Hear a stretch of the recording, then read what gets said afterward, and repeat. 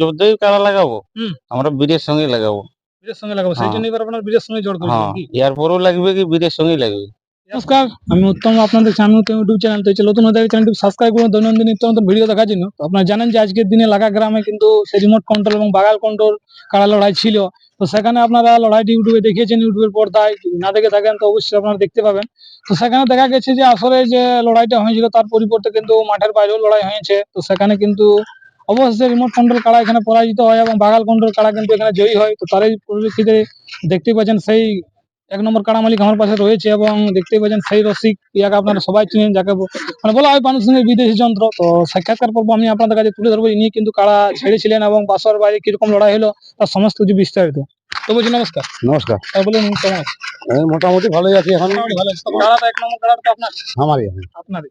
এই কাড়াটা কি আরো খেলেছিলেন কি পহিল গ্রামে? না, একবার খেলেছিল ওইখানে, একবার চৈত মাসে, সেটা কোথায়? এই আসরে? ওই আসরে। তখন তো আমি ডাকি আনি লড়াই বললে তো 5,000 টাকা দিব লড়াই দেখবো আর কি। টেস্টিং লড়াই? টেস্টিং লড়াই, হ্যাঁ। আর কোথাও লড়াই নেই? না, এইবারে লড়াইছি নপাড়ায়।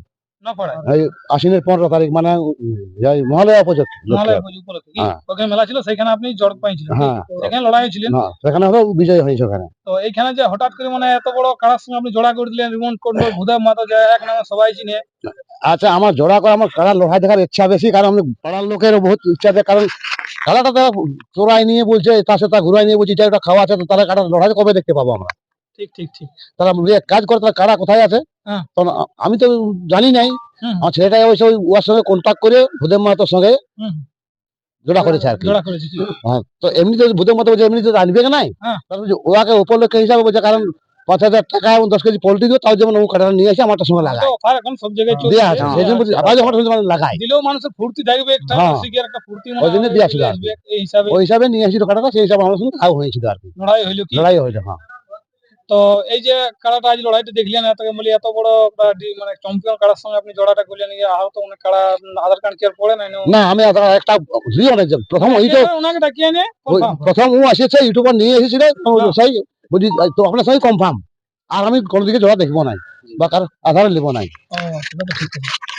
ভূদেবদাকে আমরা ফোন করেছিলি, ভূদেবদাকে আমরা ফোন করা হয়েছিল যে দাদা বলি তুমি কাড়া লাগাবে? তো বলছে ঠিক আছে লাগাবো। তাহলে বলি তুমি নিয়ে এসো। আর কি বলবো যে দাদা বললো ভাই বলছে আমরা গেলে বলছে কনফার্ম করতে হবে। বলি ঠিক আছে কনফার্ম হয়ে যাবে। বলে আমরা তোমার কাড়া দেখবো না, তুমি দেখে যাও। আজকে বললি ইউটিউবার নিয়ে আসো, তোমার জোড়ার সঙ্গে সঙ্গে কনফার্ম হবে। দাদা তখন বললো বলছে দেখ ভাই এত দূর থেকে যাবো, তো ঠিক আছে বলে ওটা অফার তোমাকে দেওয়া হবে 5,000 টাকা। না দাদা 5,000 টাকাই বলে দিল। তা বলি আমরা বলি আর 10 কেজি পোল্ট্রি দেবো, খুশি মনে। বাগাল টাগাল খাবে, আর জয় হলে 31,000 বলে নিয়ে যাবে। ঠিক ঠিক, এটা তো বুঝলাম। এই যে এখন মানে রিমোট কন্ট্রোল কাড়াকে পরাজিত আপনি করলেন, কিরকম রকম লাগছে? ভালো লাগছে। কোথাও এখন পরাজিত হয়নি বলি কাড়াটা আপনার কাড়ায়? আমরা একদিকে আমাদের মন ছিল যতই কাড়া লাগাবো আমরা বীরের সঙ্গে লাগাবো। বীরের সঙ্গে লাগাবো, সেই জন্য এবার আপনার বীরের সঙ্গে জোর করেছেন কি? ইয়ার পরেও লাগবে কি বীরের সঙ্গেই লাগবে। ইয়ার পরেও মানে বাইরে দেখতে পাবো কি গাই?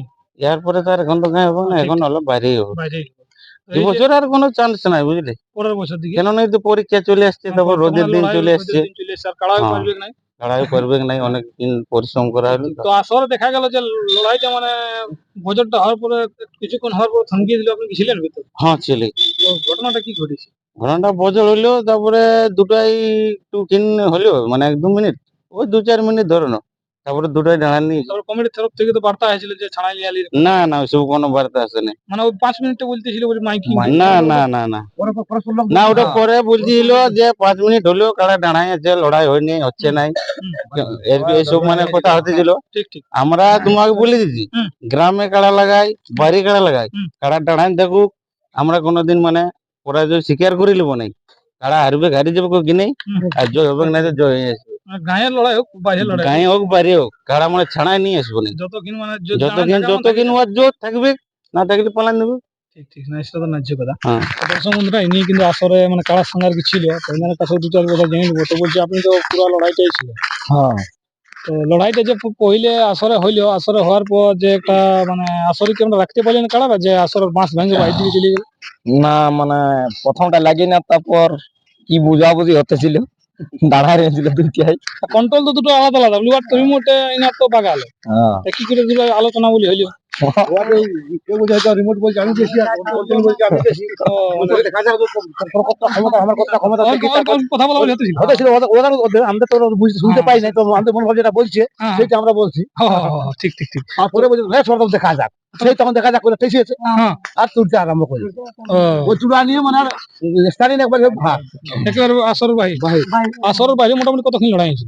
মোটামুটি 25 মিনিট মতন আসরের মানে তাহলে মানে তুরাতুরি লড়াইটা আসরের বাইরেই হয়েছে, ওটা আসরের বাইরে মানে ভিতরে তো অতটা দেখা গেল না। ভিতরে নাই অতটা ভিতরে লড়াই নাই ওই ওখানে টান থাকা থাকি টাকা টাকি সে ফুল পাতার মতন হয়েছে ঠিক ঠিক, মানে বাইরটা একদম চড়চড়া করে লড়াই হয়েছে। একদম তোড় তোড়াই লড়াই হয়েছে তো কারা কিরকম মানে ঘাইলটা কিরকম বুঝতে পারি না আপনাদের কারাতে? মোটামুটি হয়েছে একটু ঘায়াল পাথর লাভ ছিল না নিচে কোনো পাকড়ে খুলি তুলি লাগিয়েছে না? বড় বড় বলদো আর ছিল তোমার কি বলবে তারপর সাইকেলের উপরে আর লাগিয়ে গেছে গাড়ি আর মোটর সাইকেলের উপরে আর কারা লেগেছে বলছে, আমার গাড়িতে লাগলো নাকি বিপদ হলো? কখন থাকতে লাগ দিয়েছিল? আর দিকে যেদিকে বুদ্ধের মাত্র বাঁধা ছিল ওহো, যাই হোক ওদের নাই আমার যার ভাঙিয়েছে সে বলবে কেমন বুঝবে না এই বাবা ভাঙিয়ে দিলে কত টাকার গাড়ি। রাস্তাটা ঠিক আছে। এই জন্য বলে যে কারা লড়াইয়ের সামনে আসরের সামনে মোটর সাইকেল রাখ তা দোকানদারি লাগে কমিটি অ্যালাউন্স করে বললো যে বাজে থাকবে কি? হ্যাঁ তো দর্শক বন্ধুরা আমি ভিডিওটা বেশি লম্বা করছি না, এরপর চলুন কারাটি কিরকম ঘাইল হয়েছে সেই আমি আপনাদের সামনে করছি, দেখুন বর্তমানে কিরকম রয়েছে। আজকে ভিডিও পর্যন্ত নমস্কার।